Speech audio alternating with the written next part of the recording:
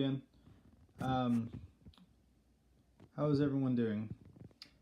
¿Cómo están todos? This is just a quick video that I thought about making because I wanted to share with whoever was interested in clicking on this video.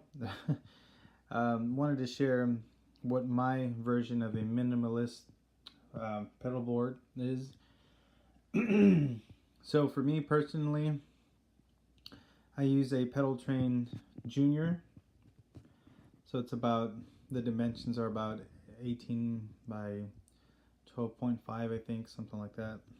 So it's not a huge pedal board, but this is what I use, and this is, in my opinion, the basics or the nitty gritty for me. And in my opinion, this is just what you really need to get you through a gig. But again, it's different, or for me anyways, again, in my opinion. And it'll be different from everybody because some people are really doing some needing some really funky, different, wacky sounds. But this is what I'm using at the moment, and it's, as you can see, pretty basic, pretty standard effect pedals. So we're going into the SP compressor. Excuse me. And you can't tell, but underneath the volume pedal, the Ernie Ball volume pedal, I have a RC booster that's just acting like, just giving a little extra, I guess, presence, if you want, if you will, to my signal. And that's right underneath the Ernie Ball, underneath the pedal board. And it pretty much had that zip tied so it won't move. And so again, the chain is SP compressor, RC booster, Ryra, the Ryra clone pedal. From there, I believe I'm going into, gosh, I'm getting mixed up with my order now. From there, I believe I'm going into the full drive, if I'm not mistaken. And then, but yeah, so the volume pedal is basically in the, what is it, after here, gosh, apologize for the confusion. So this guy is basically set up to where when I'm doing volume swells, I'm still getting the it's not really cutting out my overdrive. It's not really limiting or cleaning up my tone or my overdrive. I still maintain some nice delay repeats, and I still maintain the overdrive effect. So it's kind of in between the overdrive pedals. Anyways, so this is first because I use this as a softer, always on kind of drive. This is first stage drive, and this guy there is it's a heavier drive, heavier driven sound.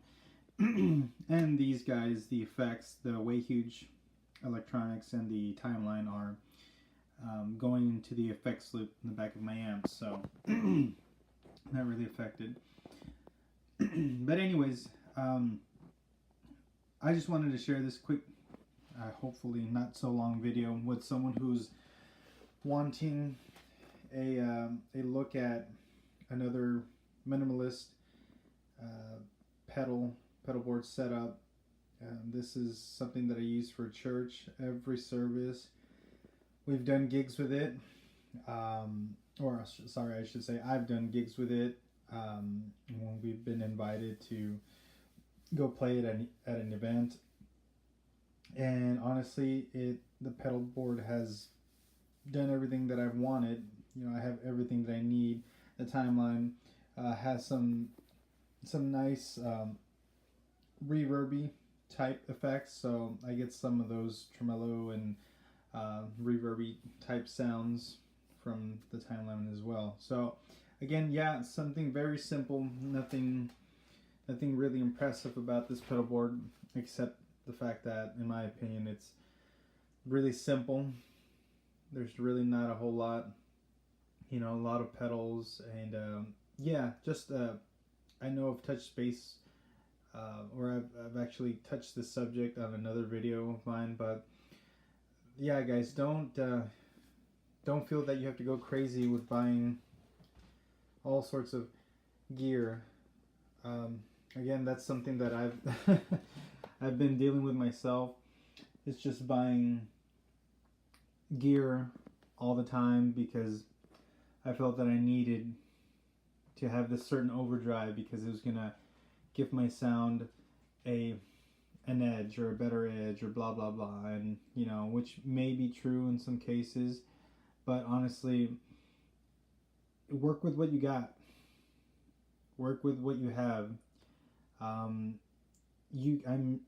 If you've got your basics covered, some people might not even consider the compressor a basic. I do, for what I'm using it for. But if you have your basics covered, tuner, maybe not even a volume pedal, some delay pedal, like first stage drive, second stage drive, blah blah blah, heavier gain drive. That's all you really need, a tuner, some dirt, a drive pedal or two, so you can go into a solo lead, maybe a tremolo pedal or a chorusy. Again, all depends on what you're doing, what you're working with. Subtle delay or heavier delay, again, depending on what you're doing. But in my opinion, most guitar players nowadays, we have this bad habit of going overboard with gear, and we chase this unicorn thinking that if we have this pedal, it's going to be better. If we have that pedal, we're going to go to the next level, and it's just going to be so much better, and our tone's just going to be incredible. And that might be the case, but honestly, I think it's just chasing a unicorn. You're just chasing something that you might never attain. I thought when I was pulling the trigger on this pedal, I thought, man, once I get this pedal, I will have the tone that I've been wanting. And guess what? I bought it, and I'm very happy with it. It's a great pedal. It's a great sounding clone, and I use it every day that I practice and play. But honestly, it didn't give me what I was looking for, or what I thought it was going to offer. And same deal with the SP compressor. I love it. It's a great compressor. It serves its purpose, and I will keep using it because I really do enjoy the compressor. But again, it's just, we probably think that with that magic pedal, it's just gonna do exactly, or we're gonna obtain that tone that we've been chasing for such a long time. And sadly, sometimes you play it for a while and you still feel that void, that empty void. So for my friends that speak Spanish, no se vuelvan locos en comprar intentando de obtener todos estos pedales. No son necesarios. They're not necessary. Don't think that you need the best quality gear all the time. Yes, if you are a musician, a guitar player that is touring, gigging, yes, of course, you need quality equipment. You need equipment that will, not bust on you after 2 months of use. Of course, so you do need to invest in decent gear, of course.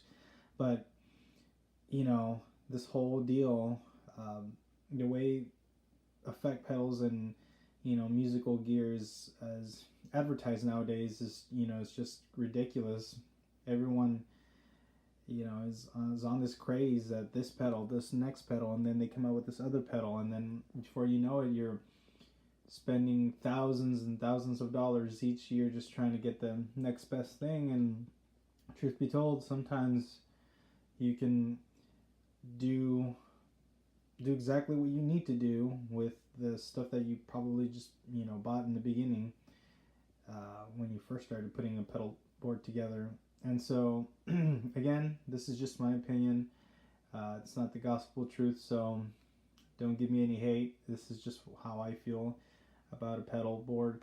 I don't think that I'll ever get a bigger pedal board because, again, I think it'll just lead to more wanting more, and now we got to fill up the missing or the empty spaces. So again, that's just my take on it, and this is just a minimalist, air quote, pedal board.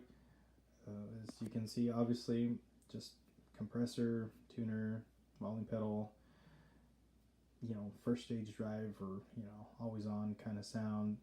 I've got my RC booster underneath the volume pedal.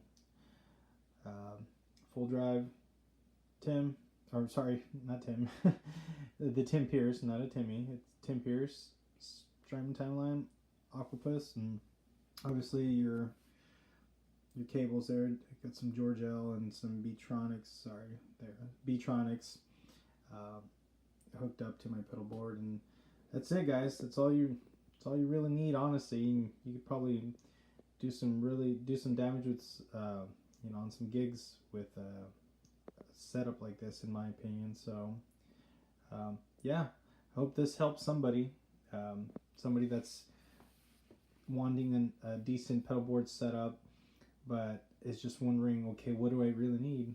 Well, in my opinion, this is what I use, and this is what I really need, and don't really need much more. So yeah, if this was good, and if you guys have any questions, please go ahead and feel free to subscribe and leave a comment down below, and I'll hopefully have some more content for somebody who needs help. Thank you.